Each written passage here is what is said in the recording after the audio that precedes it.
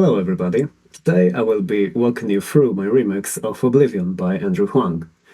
A few days ago I learned that there's an opportunity to appear in one of his videos, so I decided to give it a shot. And the first thing that I did was to take the chords from the original song, time stretch them with the algorithm in Reaper, which gives it a weird vibe because it stretches things but also adds like a weird reverb on top of it.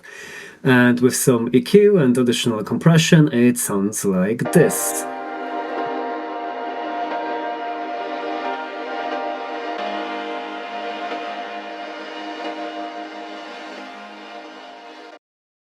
So I didn't even need to use any reverb, it just sounds like this on its own. The other thing that I did was to play some piano on the Korg Nautilus and record it, but I didn't really play with having a specific line in mind. I just improvised and then time stretched it, put it through some reverb, reversed it, and placed it all over the song in forms of swells and small details in the background.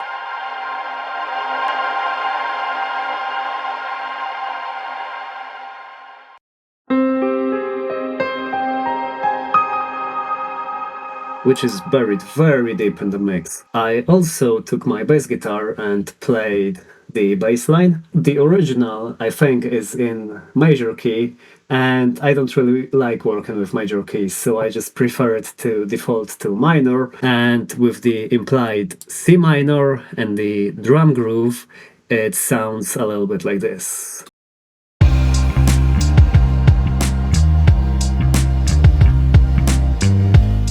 For the first section of this remix, I tried to keep it very simple. I focused mostly on making it into some sort of a verse with Andrew's vocals and let them take the spotlight, let's say. They're also pitched down 5 semitones, and I altered their rhythm a little bit, and by the end of the section, transitioning to the next part, I put some effects that are automated. All those automation lines are just for the transition.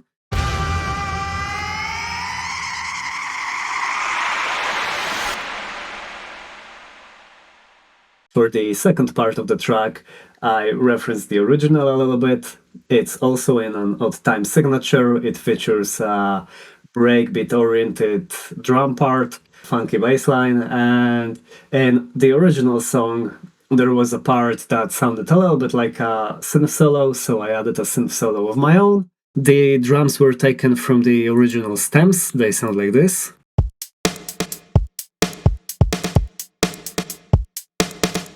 And I went for a little bit of a meme, because the original is in 7, so I decided to go for 11, 7-11, but I think that it really works. And besides the drums, bass and synth solo, there's also a chord playing in the background. I wanted to use the original chords, but since I changed keys to minor and pitching them around wasn't really working that well, I decided to just take Andrew's voice, make it into a chord and see what happens. So I took just a little snippet and tuned it. So it's just the root note, there's the third, and the fifth is actually pitched down 12 semitones, an octave lower, so it sounds like this. And I turn it into this. And what I did was just resample this chord, put a trance gate on it, a little bit of saturation to bring out the harmonics. There's a little bit of reverb and delay on it. There's a phaser that I'm automating for transitions. Of course, compressor, a bit of flanger, and we're good to go.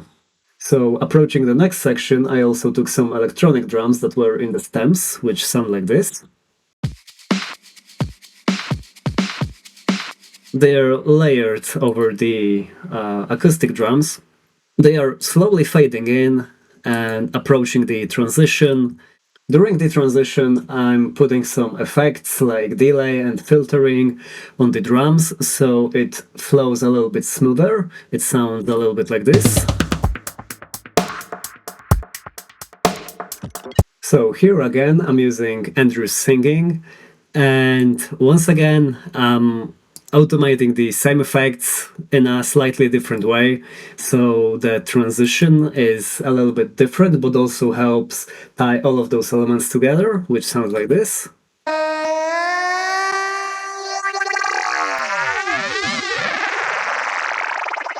And most of those cool swears is done within the Valhalla frequency echo. It can get wild when you're modulating the shift and delay. I really like this plugin for this sort of sounds. At the start of the new section, we are welcomed by a huge brass stab, which sounds like this. But if I take away the effects, it sounds like this. Revealing is just a note from the synth solo from before, and it's nothing really complicated. All we have is just some distortion, pitch it down an octave lower, some echo, and we're basically good to go. Also, if this breakdown seems kind of vague, it's on purpose because I don't want to spoil the entire song. I want you to know how those elements were made, but also I want you to experience the song from a fresh perspective. When you hear those elements in context, you're hopefully pleasantly surprised, and all the pieces of the puzzle come together rather than me showing you parts of the song and you already know what to expect. Another important thing I did was take the original stems and put parts of them through so-called glitch machines. It's just basically a long effects chain that's modulating the sound and spitting out random, unpredictable results. And I sampled a lot of those sounds and put them all throughout the track, so there's ear candy happening. A good example out of context would be this.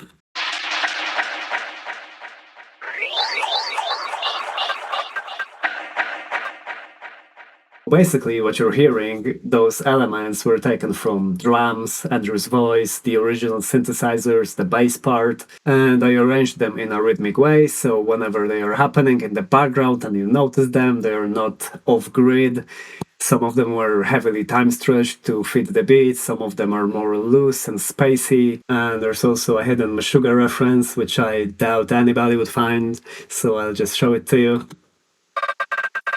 It's just a snippet of the rhythm from Bleed. So remember the chord that I made from Andrew's voice for the 11/8 part? I used it again, but this time I put it through pulse stretch, which is amazing for creating any sort of ambiances. And during one of the final sections of the track, we have a synth that sounds like this. But when I take off the effects, we realize that it's just another snippet of the synth solo that I recorded. Breaking down the chain of the synthesizer, it's a filter that's constantly modulated randomly, and there's a ring modulator to help with transitioning from part to part, a little bit of distortion, transgate to help it with the rhythmic value, a little bit of delay, EQ, compressor. So that's basically what I did. Used the stems, resampled them, glitched them out, used them as much as possible throughout the song, played some piano, resampled it, played a bass line, played an improvised solo. I hope this piqued your curiosity to check out the entire track. Like, subscribe, and I will see you next time. Peace.